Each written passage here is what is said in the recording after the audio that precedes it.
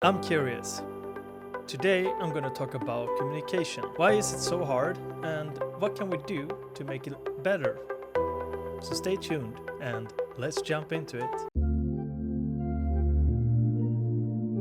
So, we all been in those kind of situations when you talk to someone and you're trying to explain to them something and it just feels like they're not listening to you. Why is it like that? Which is kind of frustrating. And I know I had friends who experienced the same things, me, I think everyone has. But I guess the point is, like, it's so easy to think about what the other person is doing, but we never think about what we actually doing ourselves. But we never, maybe there's something that we are doing. It's not always what the other person is doing. And this is part of why it's so hard to communicate. And I mean, it's normal. And I mean, it happens with friends, it happens at workplaces, it can happen everywhere. And to be honest, when I think back to my experiences, I was pretty bad at communicating. I thought I was really good at talking and socialize, but it's not the same as being good at communicating. And I learned the hard way. Like, I used to be terrible at this. I thought I was a great communicator, but really, I was just good at talking. Listening, not so much. The more I learned about communication, I learned it's not so much about what you say to the other person. It's more talking clearly. It's actually more about making the other person feel understood. So I guess my first point is that we usually listen to reply and not to understand, when we actually should be listening to that person and listen to what that person is saying. While someone else is talking, we're already forming our response. We want to be right. But real listening means letting go of that need just for a moment. Most people don't listen to understand, they listen to reply. While someone else is talking, we're already forming our response. We want to be right. But real listening means letting go of that need just for a moment. We think people see the world the way we do it, which we know it's not. It's not evolving around us, which is normal because everyone doesn't have the same day. We don't have the same mood and feelings. So we focus on different things. And that can affect the way we talk to each other. I mean, of course, if you're tired after a long day's work, for example, or you've been up late studying, or you just don't have the energy to put on the other person, you're focused on that. Someone who maybe wakes up with a lot of energy and is more focused on the positive things. Those two realities can collide.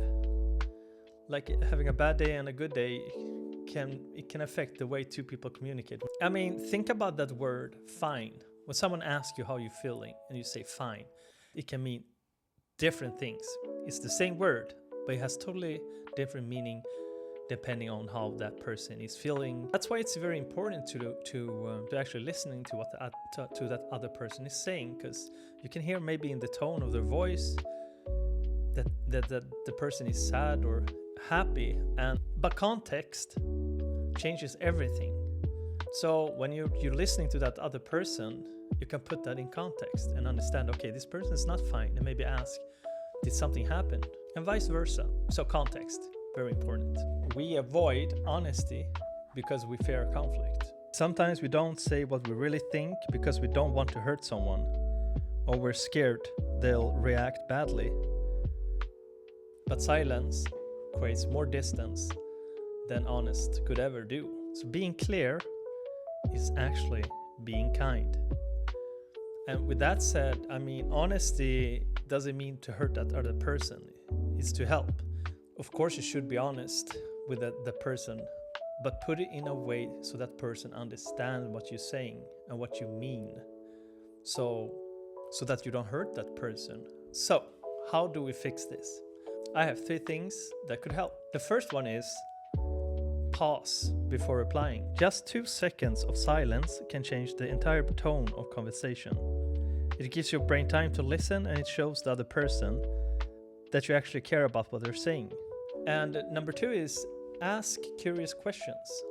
I mean, if you don't show that you are interested, What's the point for that other person to even listen to you when you're talking? So ask questions. Even if it seems trivial for you, for that other person it may be very important. And who knows, you get to know things about that person you didn't know just by asking questions about them instead of just waiting for you to ask a question back. So ask, be curious. And that's why I'm curious.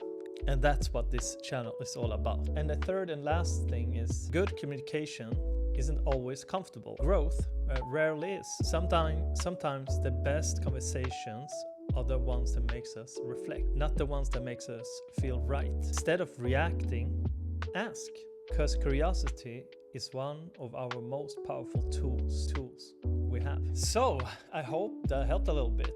In the end, communication isn't about being perfect. It's about being present. When we choose to listen with curiosity instead of judgment, to ask instead of assume, we create real connection and not just noise. So the next time someone's talking to you, don't rush to be understood. Try to understand them first. I'm curious. What's one thing you learned today about communicating better? Leave it in the comments. I'd love to hear your thoughts. And as always, let's jump into it again next time. And take care, guys. Bye-bye.